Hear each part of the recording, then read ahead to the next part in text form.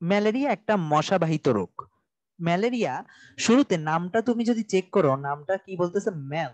ম্যাল মানে হচ্ছে খারাপ, আমরা জানি। এরিয়া, এরিয়া মানে এটা এয়ারের একটা অংশ, আমরা বলতে পারি। এয়ার থেকে মানে দূষিত বায়ু। প্রথমে যখন এই রোগটা হইতো, মানুষজন মনে করতে শুরু করছিল যে এটা দূষিত বায়ু থেকে হচ্ছে। নামটা যদি চেক করো, দূষিত বায়ু থেকে হচ্ছে। সো আগে বলা হতো যে বায়ু পরিবর্তন করা লাগবে, এক জায়গা থেকে আরেক জায়গায় চেঞ্জ করলে, বায়ু পরিবর্তন করলে হয়তো বা ভালো হয়ে যাবে। কিন্তু পরবর্তীতে দেখা গেছে যে এই জিনিসটা একটা একটা মশার মাধ্যমে ছড়াচ্ছে। এবং ব্লাড সেল গুলা যখন তুমি তাকাবা, ম্যালেরিয়া হওয়ার পরে যখন ব্লাড সেল গুলার দিকে তাকাবা, তুমি দেখবা এখানের মধ্যে শুধু বায়ু না, কিছু প্রভাব বিদ্যমান। নর্মাল ব্লাড সেল গুলা তুমি যদি দেখো, পিছনে নর্মাল ব্লাড সেল গুলা, যেগুলা নর্মাল আরবিসি কখনো কোনো কিছু ক্যারি করে না। আমরা জানি নর্মাল আরবিসি তে ইভেন নিউক্লিয়াসও নাই। এবং যেহেতু নর্মাল আরবিসি তে নিউক্লিয়াস নাই, সো নিউক্লিয়াস সাধারণত, আমরা জানি নিউক্লিয়াসের মধ্যে নিউক্লিক অ্যাসিড থাকে। নিউক্লিক অ্যাসিড থাকে, অর্থাৎ নিউক্লিয়াসটা হচ্ছে মূলত অ্যাসিডিক জিনিস দিয়ে তৈরি। সো নর্মাল ব্লাড সেলের মধ্যে যেহেতু নিউক্লিয়াস নাই, তাহলে এখানে কোনো নিউক্লিক অ্যাসিড নাই।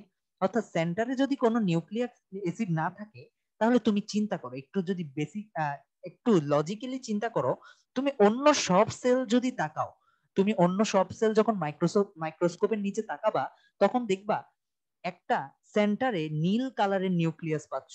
নীল কালারের নিউক্লিয়াস। কেন নিউক্লিয়াসটা নীল কালারের হয়? কারণ যখন আমরা স্টেইন করি, অর্থাৎ নর্মালি তো সেলগুলো দেখার কথা না, নর্মালি সেলগুলোকে মাইক্রোস্কোপের নিচে দেখা যায় না।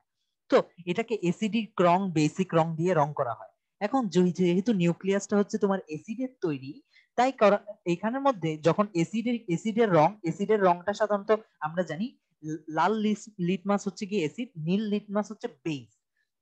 তো আমরা জানি এসিড যেহেতু লাল, বেজ হচ্ছে নীল। সো যখন এই লাল নীল রংগুলা দিয়ে দেওয়া হয়, এবং নিউক্লিক অ্যাসিড যেহেতু নিউক্লিয়াস, তাই দেখা যায় তারা হচ্ছে বেইজটাকে টানে। অর্থাৎ সবসময় মাইক্রোস্কোপের নিচে রং করা হলে বেইজটা হয় নীল রঙের।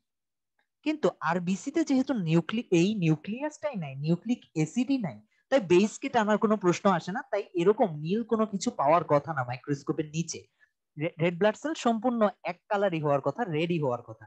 কিন্তু দেখা যায় তুমি যখন ম্যালেরিয়া হয়, তুমি যদি রেড ব্লাড সেলটার দিকে তাকাও, এখানের মধ্যে প্রথমে তো দূষিত বায়ুর কথা বলা হচ্ছিল, কিন্তু দেখা যাচ্ছে রেড ব্লাড সেলটা এরকম ব্লু কালার হচ্ছে, এবং জঘন্য একটা এরকম একটা স্ট্রাকচার পাওয়া যাচ্ছে। এবং একসময় রেড ব্লাড সেলটা ফেটেও যাচ্ছে। সো এটা দেখে প্রথম বিজ্ঞানীরা বলছিল, না, এটা ম্যালেরিয়ার কারণে, দূষিত বায়ুর কারণে হচ্ছে না, এটা অবশ্যই একটা অণুজীব এটার জন্য দায়ী। পরবর্তীতে স্যার রোনাল্ড রস এই অ্যানোফিলিস জীবাণুর কারণে তোমার কি হচ্ছে, ম্যালেরিয়া হচ্ছে, ওটা আবিষ্কার করছেন। এবং তখন থেকে একদম চিহ্নিত করা হয়ে গেছে যে মশার কামড়ের কারণে ম্যালেরিয়া হয়। ওকে, এখন আমরা নেক্সট অংশে যাই। ম্যালেরিয়া সাধারণত দুইটা অংশে অ্যাটাক করে। আমরা যদি দেখি, ম্যালেরিয়ার জীবাণুটাও একটা জীবাণু, এ অবশ্যই কারো না কারো বডিতে বেঁচে থাকবে, কারণ কি তার নিজের প্লাস্টিড নাই। এখন দুইটা বডিতে বেঁচে থাকতে পারে।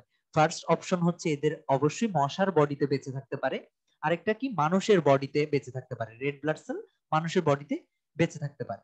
তাহলে আমরা ম্যালেরিয়ার জীবাণুর হোস্ট পাইলাম দুইজন, এই পরজীবীটার হোস্ট পাইলাম দুইজন।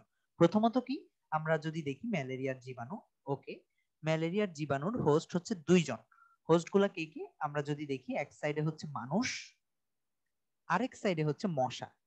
এবং এখানের মধ্যে মানুষকে বলা হচ্ছে সেকেন্ডারি হোস্ট, মশাকে বলা হচ্ছে প্রাইমারি হোস্ট। এটার কারণ কি, আমাদের মনে রাখতে হবে, আমাদের বডিতে আহ দুইটা দশা পাওয়া যায় সাধারণত। আমরা জানি হ্যাপ্লয়েড দশা, অর্থাৎ আমাদের স্পার্ম বা গ্যামেট সেল যেগুলা, ওইগুলাকে আমরা জানি ক্রোমোজোম, ওগুলাতে জোড়ায় জোড়ায় থাকে না, একটা একটা করে থাকে, ওটাকে আমরা হ্যাপ্লয়েড দশা বলি।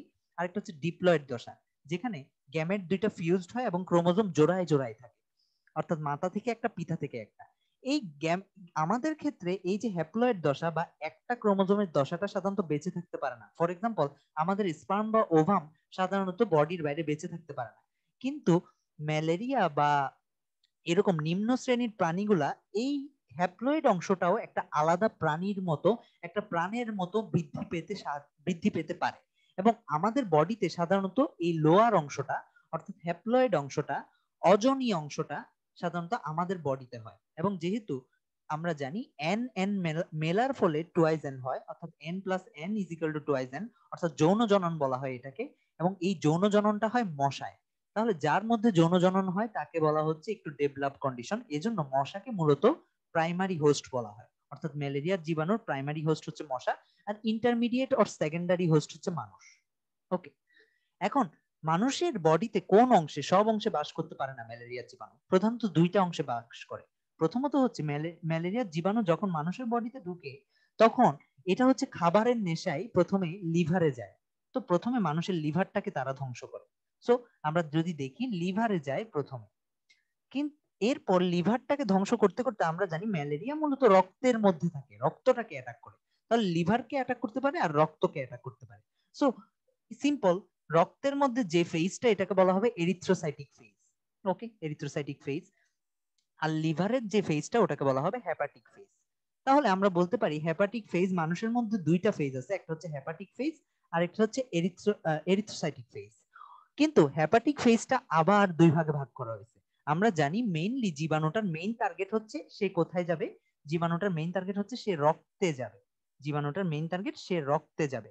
তো এখন হেপাটিক ফেজ থেকে সে যখন রক্তে যাবে, অবশ্যই আমাদের বুঝতে হবে হেপাটিক ফেজের প্রথমে অ্যাটাকের পরে এটার একটা দুইটা ফেজ থাকবে। প্রথমে হেপাটিকটা আমরা এটা ডিটেলস দেখবো, এখান থেকে যখন রক্তে যাচ্ছে, অর্থাৎ রক্তে যাবার আগে এটা লিভারে ছিল, তাইলে রক্তে যাবার আগের ফেজ একটা।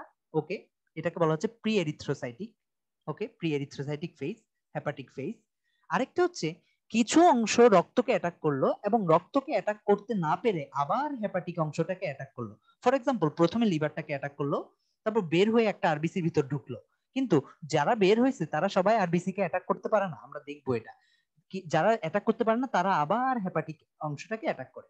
তাহলে যেগুলা আবার নতুন ভাবে অ্যাটাক করছে ওরা কি রেড ব্লাড সেলের এক্সো অংশ, অর্থাৎ রেড ব্লাড সেলকে যারা অ্যাটাক করতে পারে নাই, যারা এক্সো এরিথ্রোসাইটিক, তারা আবার হেপাটিকটাকে অ্যাটাক করছে। সো দুইটা অংশ পাইলাম। প্রথমটা হচ্ছে হেপাটিককে অ্যাটাক করার আগের যে তোমার হেপাটিক ফেজটা, রক্তকে অ্যাটাক করা, ওটাকে বলা হচ্ছে তোমার প্রি এরিথ্রোসাইটিক। আর এক্সো এরিথ্রোসাইটিক বলা হচ্ছে রক্তকে অ্যাটাক করার পরে বাকি অংশটা যেটা তোমাকে হেপাটিককে অ্যাটাক করছে। তাহলে হেপাটিকের দুইটা ফেজ, এটা বেশ কনফিউজিং। কারণ কি, হেপাটিকের ফেজের মধ্যে এই দুইটা নাম কি, pre erythrocytic and exo erythrocytic, মানে অ্যাটাক করতেছে হেপাটিককে, নামগুলো এরকম কেন, এটা অনেকের প্রশ্ন আসে। কারণ আমরা একটু পরে দেখবো যে এটা রেড ব্লাড সেলকে যারা অ্যাটাক করতে পারে না, মানে এক্স এক্স এক্সো যেগুলা রেড ব্লাড সেল থেকে যারা বের হয়ে গেছে তারাই হেপাটিককে অ্যাটাক করতেছে, এজন্য এটা হচ্ছে এক্সো এরিথ্রোসাইটিক। তাহলে মানুষের মধ্যে আমরা দুইটা ফেজ পাচ্ছি, লিভারের হেপাটিক ফেজ আর একটা হচ্ছে এরিথ্রোসাইটিক ফেজ। আবার হেপাটিকটারও দুইটা ফেজ পাচ্ছি। অন্যদিকে মশার ওখানে মনে রাখা লাগবে, মশার ওখানে মশা যখন প্রথমবার মানুষকে কামড় দেয় তখন হচ্ছে মশা মানুষের মধ্যে জীবাণুটা ঢুকায় দেয়। আচ্ছা, আলটিমেটলি সব কাজ হইলো এবং জীবাণুটা অনেক মাল্টিপ্লাই করলো, কিন্তু মানুষের মধ্যে এগুলো সব হচ্ছে এন। এবং দ্বিতীয়বার যখন মশাটা কামড় দেয় এই এন গুলা এখানের মধ্যে চলে যায়, এই এন গুলা মশার মধ্যে আবার চলে যায়। তো এই মশার মধ্যে যখন চলে যায় তাহলে মশার মধ্যেও দুইটা ফেজ থাকে, অর্থাৎ এন গুলা এখনো এন পর্যায়ে আছে, এখনো কি হয় নাই, এখনো আলটিমেটলি ফিউজ করে নাই। তাহলে এটাকে বলা হয়, যেগুলো গ্যামেট, এটাকে বলা হয় গ্যামেট অগ্নি দশা, অর্থাৎ গ্যামেট আকারে আছে। তারপর একটা পর্যায়ে হয় কি, এটা স্পোর ফর্ম করে, ওটাকে বলা হয় স্পোর অগ্নি দশা, অর্থাৎ টোয়াইজেন হয়ে গেলে ওটাকে বলা হয় স্পোর অগ্নি দশা। তাহলে মশার মধ্যেও আমরা দুইটা দশা পাচ্ছি। তাহলে এই টোটাল হচ্ছে ম্যালেরিয়ার সাইকেল। আমরা এখন ডিটেলস দেখবো প্রত্যেকটা সাইকেলে আসলে ম্যালেরিয়ার আমরা কিভাবে বুঝি, কিভাবে অ্যাটাক করে, কি কি অংশ ড্যামেজ হয় এবং প্রত্যেকটা অংশে কি কি সিমটমস শো করে, আমরা কিভাবে বুঝবো যে এখানে ম্যালেরিয়ার জীবাণু আসে। তাহলে আমরা নেক্সট অংশে চলে যাই, কিভাবে ম্যালেরিয়ার জীবাণুটা হেপাটিক সেলটাকে অ্যাটাক করে একটা মশার থেকে, এবং সাইকেলটা আমরা দেখে আসি।